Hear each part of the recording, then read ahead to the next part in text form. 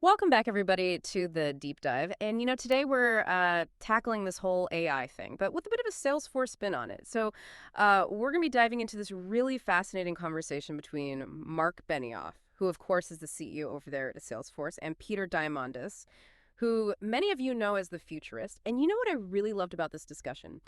Is that we get kind of a raw and unfiltered view from Benioff's perspective about what he thinks about these AI agents that are popping up, how they're going to, impact jobs, even jobs potentially at Salesforce, and even a little peek into, how he's using robots in his own life. It's pretty interesting to see how, Benioff is really, focused on the now, like what's actually possible today with AI. Whereas, Diamandis is sort of off, talking about billions of robots and, a future where AI is, surpassing human intelligence. But Benioff keeps bringing it back to like, okay, but what are we doing at Salesforce right now? What are the practical things that we're building and delivering? I wonder if that's part of their strategic advantage, Right. focusing on that tangible value now versus getting lost in the what ifs. Yeah, it's such a great point. And speaking of the now, Benioff had this great anecdote about his head of engineering, who basically said, like, look, we don't need to hire more engineers because they had seen something like a 30% boost in productivity just from using these AI tools. And to me, that's like a really concrete example of how AI is already starting to, change the game for people. Yeah, that story, I think, illustrates really well the power of this whole Agent Force platform that Salesforce is developing. It's all about automating these kind of repetitive tasks that customer service agents are doing, keeping them on the phone all day, just answering the same questions over and over.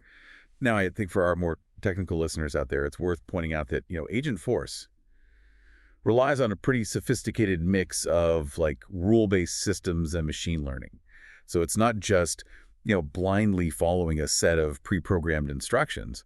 It's actually learning and adapting as it interacts with these customers. So what's the potential here? I mean, are we talking about like businesses being able to offer support like 24/7, customers getting instant answers? Does this free up those human agents to then, focus on the really complex issues? I think that's exactly right. Yeah, it could really transform how we think about customer service. So we've got Benioff, who's, clearly focused on the now.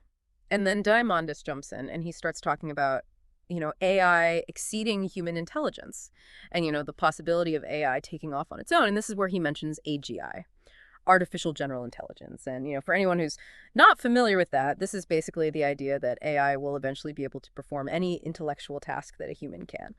But Benioff's response to this is pretty funny. Like, I need your psychologist's number. So clearly, they have very, very different timelines in mind. I think they're back and forth. It really highlights how people approach technology differently, right? Some people are really drawn to these big futuristic possibilities, even if they seem kind of, sci-fi right now. Mhm. And then others are much more focused on, how can we maximize what's possible today? Where do you find yourself leaning, when you think about the potential of AI? It's a fascinating question. And, it really hits home when you start thinking about, the potential impact that all of this is going to have on jobs. And, Benioff didn't shy away from this at all. He talked very openly about how, AI is already changing things at Salesforce. Some roles are, being phased out. Other roles are being created.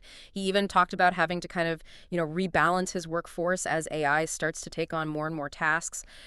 It makes you wonder, if a company like Salesforce, which is known for its massive, engineering team, if they're going to need fewer engineers in the future, what does that mean for, everyone else? Yeah, it's mind-blowing, and it really raises this big question for all of us. Like, how do we adapt to these rapid changes that are happening in the job market? I mean, is AI going to lead to this world where work is optional for everybody? Or is it going to lead to, massive unemployment and social unrest? I mean, Diamandis paints this picture of, you know, billions of robots doing all of our jobs someday, Hmm. which is both kind of exhilarating and terrifying at the same time. Mhm. Benioff seems to think we're a long way off from that. But it's definitely not a question that we can just ignore. And it's not just about the, practicalities of work either, right? Yeah. It goes so much deeper than that. If machines are doing more and more of the tasks that used to give us a sense of purpose, that gave us a sense of identity, how are we going to find meaning in this world where work looks radically different? It is a profound question. And Yeah. it's one that, philosophers and sociologists are already starting to grapple with. But before we, get too lost in the philosophical implications, I want to kind of shift gears a little bit and talk about something that Benioff brought up that really surprised me. Hmm. His interest in nuclear energy as a way to power the AI revolution. Yeah, totally out of left field. He starts talking about small modular reactors. And, Diamandis, being the futurist that he is, he's like all in on nuclear, talking about these new reactor designs that are supposed to be, super safe and super efficient. Benioff even joked about repurposing nuclear submarines for energy. Can you imagine? It does make you wonder, though, right? I mean, the energy demands of AI are only going to increase. So, finding these sustainable solutions is going to be absolutely crucial.